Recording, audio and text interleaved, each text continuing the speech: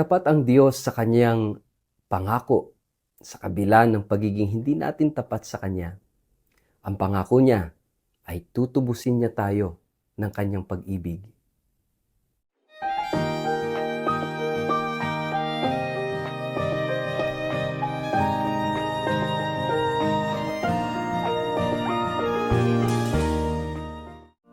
Ang mabuting balita ng Panginoon ayon kay San Lucas.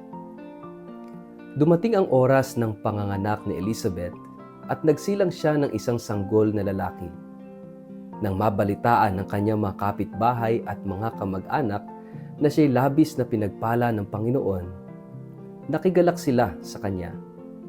Makalipas ang isang linggo, dumalo sila sa pagtutuli ng sanggol. Sakarias sana ang itatawag nila sa bata gaya ng pangalan ng kanyang ama, ngunit sinabi ni Elizabeth, hindi. Juan ang ipapangalan sa kanya. Subalit wala naman kayong kamag-anak na may ganyang pangalan, tugon nila. Sininyasan nila ang kanyang ama upang itanong kung ano ang ibig nitong itawag sa sanggol. Humingi si Sakarias ng masusulatan at ganito ang kanyang isinulat.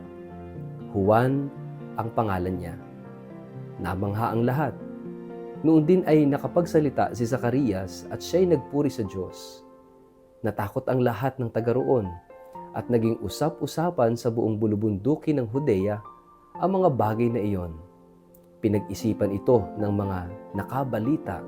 Ano pat naging tanong nilang lahat, magiging ano kaya ang batang ito? Sapagkat nasa kanya ang kapangyarihan ng Panginoon. Ang mabuting balita ng Panginoon. Word of the day, hear what God has to say.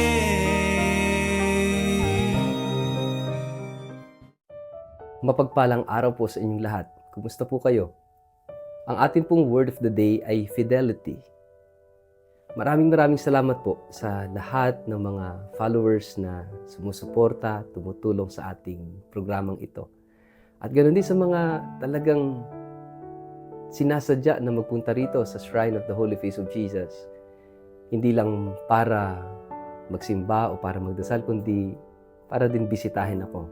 Nakakataba po ng puso ang inyong pagsasakripisyo para lang pumunta rito sa aming malayong lugar, sa malayong parokya.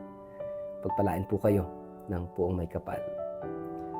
Mga kapatid, tayo ay nasa ikawalo na araw ng ating Misa de Gallo, Misa Aguinaldo, bilang paghahanda natin sa araw ng Kapaskuhan. Halos abot kamay na natin ang Pasko. Kaya nga itong ating gospel ngayong araw na ito speaks about fidelity, katapatan. At napakahalaga na maunawaan at makita natin dito sa ating journey, sa Advent journey at sa ating pang-araw-araw na novena, tinatawag nating Misa de Gallo o Misa Aguinaldo o Simbang Gabi. At kung ating titingnan ang salvation history ng sangkatauhan, kung paanong tayo ay iniligtas ng Diyos, yung plano niya ng kaligtasan, is actually makikita natin dito on how God remained faithful to us. Siya naman yung talagang tapat sa atin. His fidelity to His promises. Mga kapatid, this is something amazing. Habang papalapit na tayo sa araw ng Pasko, nire-remind tayo ng ating Ebanghelyo na tapat ang Diyos sa kanyang pangako. At hindi makakalimutan ng Diyos ang pangako niya sa atin na natutubusin niya tayo sa pamamagitan ng kanyang pag-ibig. Ito yung karanasan ng mag-asawang Elizabeth at Zacarias. Bagamat alam natin na imposible na siya'y manganak dahil baog si Elizabeth, matanda na silang mag-asawa, and yung pagkakaroon ng anak is something like unthinkable. Pero makikita natin, God works in mysterious ways and nothing is impossible to God. Kapag ginusto ng Diyos, mangyayari. Kaya yung buhay natin ay kinakailangang makitaan din ng ganong malalim na pananampalataya na kung gusto ng Diyos na tayo ay iligtas, tayo ay baguhin, tayo pagpalain sa kabila ng lahat, God can do it. mahal tayo ng Diyos. Kaya nga, sa araw na ito, narinig natin yung pagbibigay ng pangalan sa kanilang anak, no? At binigyan nila ng pangalang Juan, which means God is gracious. Mapagpala ang Diyos. At ito rin yung lagi nating tatandaan, no? Yung mahalaga yung pagbibigay ng pangalan. Kasi ngayon, kung ano-ano na lang yung pangalang ibinibigay natin. Wala nang kahulugan, basta cute lang pakinggan. Pero walang kaugnayan sa pananampalataya. Kaya nga, dito sa ating gospel, narinig natin yung pangalang Zacarias, ibig sabihin, God remembers. Yung pangalang Elizabeth, ang ibig sabihin, God has a promise. At kapag pinagsama natin yung pangalan ni Zachariah at Elizabeth, no? Zechariah and Elizabeth, ang pangalan nila is parang God remembers His promise. O God remembers that He has a promise. Simply, hindi nakakalimot ang Diyos. Naalala ng Diyos ang kanyang pangako. At ang bunga ng pangako, si Juan. Ano ibig sabihin ng Juan? Mapagpala ang Diyos. God is gracious.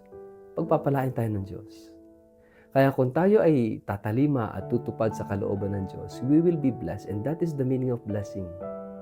Yung iaahon tayo, iaangat tayo sa ating kahihiyan, sa ating pagkasadlak sa kasalanan. Di ba't nakakahiya ang kasalanan?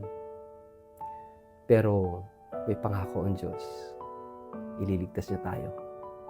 Hahanguin niya tayo mula sa kahihiyan, dulot ng kasalanan. Kaya nga kapag tayo ay lumalapit sa Kanya, tumutupad sa Kanyang kalooban, mga kapatid, kapag tayo nagsisikap, hindi tayo pababayaan ng Diyos. And God will always and will remain faithful to His promises. Kaya magandang tingnan natin sa ating personal at sariling buhay. Paano mo nakikita ang galaw ng Diyos? Yung katapatan ng Diyos sa iyo. Sa paglipas ng maraming panahon, ang dami na nating pinagdaanan, nalampasan. But God remained faithful. Sa kabila ng pagiging hindi natin tapat, hindi naman tayo tapat 24/7. There are so many times na tayo ay tumatalikod sa halip na tumatalima sa kalooban ng Diyos. Sa tuwinang tayo nagkakamali at nagkakasala, intentionally, tumatalikod tayo sa Diyos. Mga kapatid, itong mensahe ng ating ebanghelyo ngayong araw na ito, magbibigay sa atin ng pag-asa. Sapagkat ang pag-asa natin, ang siguradong pag-asa, ay manggagaling lamang sa tapat na pagmamahal, sa tapat na pangako ng Diyos. And always remember, hindi ka pababayaan ng Diyos because God is faithful. Tapat sa Kanyang mga pangako. Doon tayo kumapit, yun yung ating panghawakan sa buhay. Huwag susuko. Tutuparin ng Diyos ang pangako niya sa takdang panahon. Sa ngalan ng Ama at ng Anak at ng Espiritu Santo. Amen. Ama naming Diyos, salamat po sa lahat. Salamat sa iyong pagmamahal at katapatan sa iyong mga pangako sa amin. Huwag mo po kaming pababayaan. Kailangan ka namin sa aming buhay. Amen. Pagpalain po kayo at ingatan ng makapangyarihang Diyos, Ama at Anak at Espiritu Santo. Amen.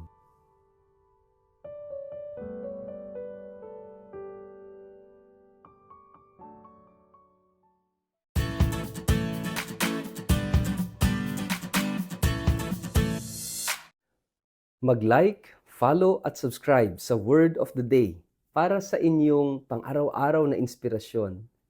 Inaanyayahan ko po kayong i-like ang aking Facebook page at mag-subscribe sa aking YouTube channel na Word of the Day.